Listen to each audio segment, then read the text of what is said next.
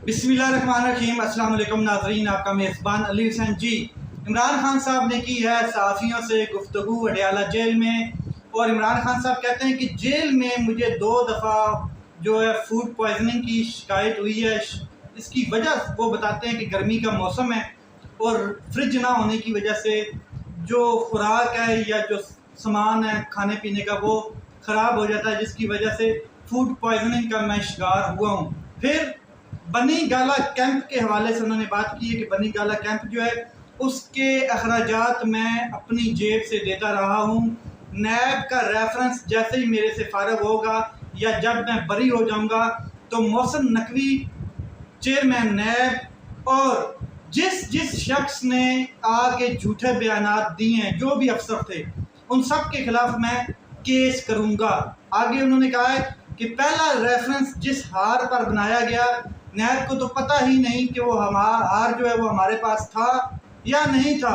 18 मार्च को बनी गाला में जो रिहाइश है हमारा, उस घर पे छापा होता है।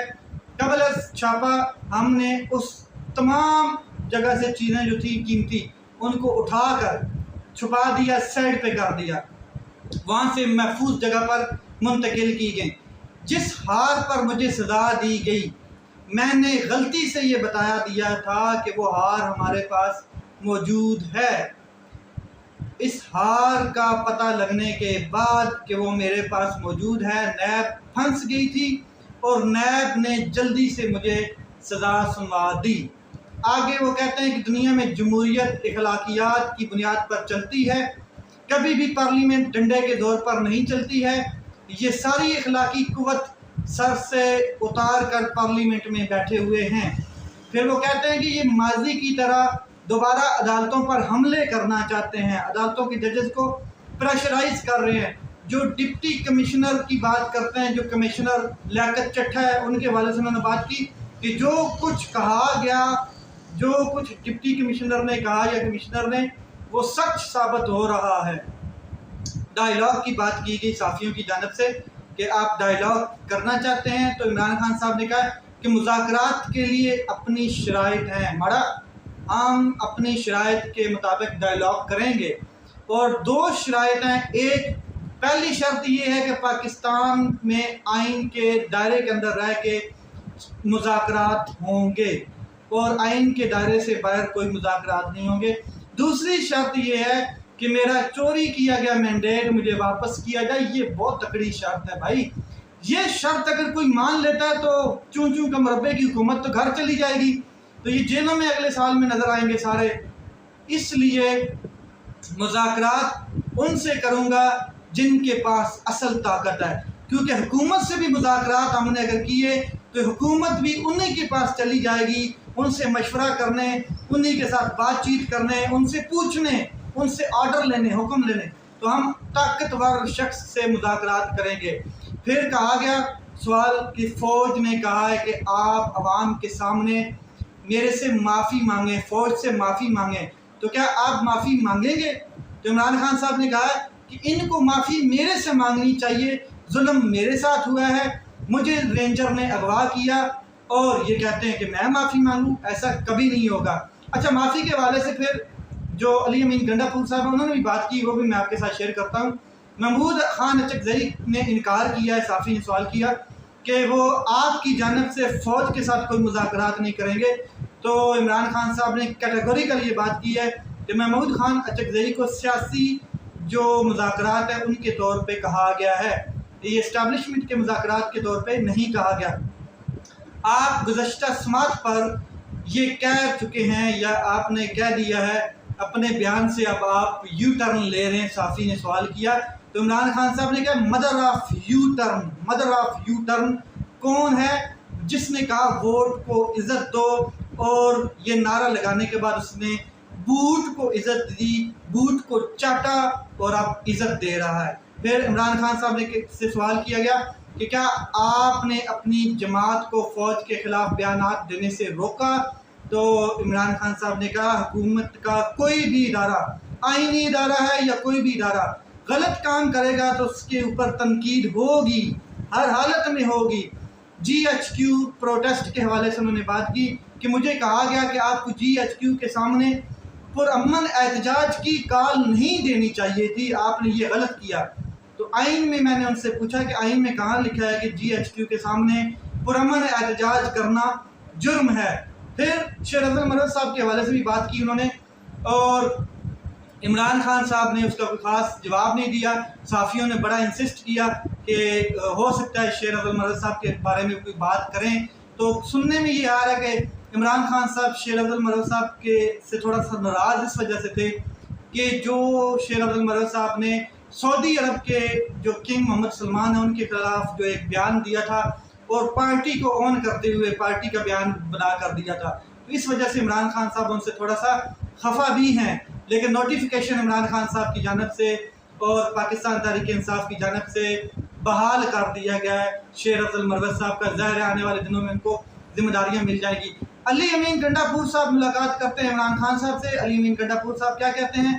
انہوں نے کہا کہ عمران خان صاحب نے کہا کہ حقیقی آزادی اور آئین کی پاسداری کے لیے قوم کھڑی ہو جائے، ثوابی جلسے میں پوری قوم شرکت کرے، پاکستان کے لیے بات کرنے کو تیار ہوں، مینڈیٹ چوری پر کوئی بات میں مینڈیٹ چوروں سے نہیں کروں گا، ہاں اگر کسی نے مینڈیٹ چوری پہ بات کرنی ہے تو میرا مینڈیٹ واپس کیا جائے، اس حوالے سے کوئی بات کرنی ہے تو میں تیار ہوں۔ 9 مئی کے حوالے سے کہا گیا کہ کیا عمران خان صاحب 9 مئی پہ معافی مانگ رہے ہیں، تو علی امین گنڈا پور صاحب نے کہا کہ 9 مئی پر معافی مانگنے کے لیے عمران خان تیار ہیں، پہلے غلطی تو ثابت کریں کہ غلطی کس کی ہے۔ لیکن اگر عمران خان صاحب کہتے ہیں میری غلطی نہیں ہے اور کسی نے مجھے اس میں پھنسایا ہے تو مجھ سے کون معافی مانگے گا؟ 9 مئی پر جو پلان بنایا گیا اس کی معافی میرے سے کون مانگے گا؟ یہ عمران خان صاحب نے کہا۔ آگے بڑھنے کے لیے جس کی ضرورت ہے اور جس حد تک ضرورت ہے، عمران خان صاحب کہہ رہے ہیں کہ ہم جائیں گے، مگر غلطی تو مانے جس کی غلطی ہے۔ 9 مئی کروایا کس نے؟ ہمارا سوشل میڈیا مجھ پر بھی تنقید کرتا ہے، علی امین گنڈا پور صاحب کہہ رہے ہیں۔ اس کا مطلب یہ نہیں کہ ہم اس کو ڈسکنیکٹ کر دیں، ڈس آن کر دیں۔ شیر افضل مرود صاحب کے حوالے سے یہاں پر آپ بات کرتے ہیں علی امین گنڈا پور صاحب، ظاہر ہے وہ عمران خان صاحب سے مل کے آئے ہیں، تو کہتے ہیں کہ شیر افضل مرود صاحب کو کئی دفعہ میں نے کہا اور کئی دفعہ پارٹی نے بھی کہا کہ آپ پارٹی میں ایک نئے شخص ہیں اور پارٹی پالیسی کے مطابق چلیں، جو لوگ تنقید تو ہوتی رہتی ہے اور اس کو برداشت کریں، اور نوٹسز عمران خان صاحب کی ہدایت کے مطابق شیر افضل مرود کے خلاف جو ہے وہ جاری ہوئے تھے، اور اگر ان کی کوئی نوٹیفیکیشن بحال ہوتا ہے تو وہ بھی عمران خان صاحب کی ہدایت کے مطابق ہوگا۔ کسی کی جرت نہیں کہ وہ اپنی طرف سے کوئی نوٹیفیکیشن اس قسم کا جاری کرے۔ اب سب سے اہم ترین چیز جس خبر کے اوپر میں آ رہا ہوں وہ ذرا سنیں۔ 2 سپریم کورٹ کے ججز نے اختلافی نوٹ جاری کیا ہے۔ وہ اختلافی نوٹ کس فیصلے کے خلاف ہے اور کس فیصلے کے اوپر ہے؟ مخصوص نشستوں کا جو فیصلہ آیا تھا، 13 رکنی بینچ نے جو اکثریت نے ایک فیصلہ دیا تھا کہ تحریک انصاف کو الیکشن کمیشن سیٹیں دے، اس حوالے سے مخصوص نشستوں کا ایک فیصلہ آیا تھا، اور ابھی تک تحریری حکم نامہ مکمل آرڈر نہیں آیا، تو اس سے پہلے اپیلیں بھی دائر ہو چکی ہیں۔ اب یہاں پر اختلافی نوٹ 2 ججز ہیں، ایک جسٹس امین الدین خان صاحب اور دوسرا جسٹس نعیم اختر اغوان صاحب۔ کیا کہتے ہیں؟ انہوں نے فیصلے کے خلاف ایک اختلافی نوٹ جاری کیا ہے، سنیں ذرا ان کا معاملہ کیا ہے۔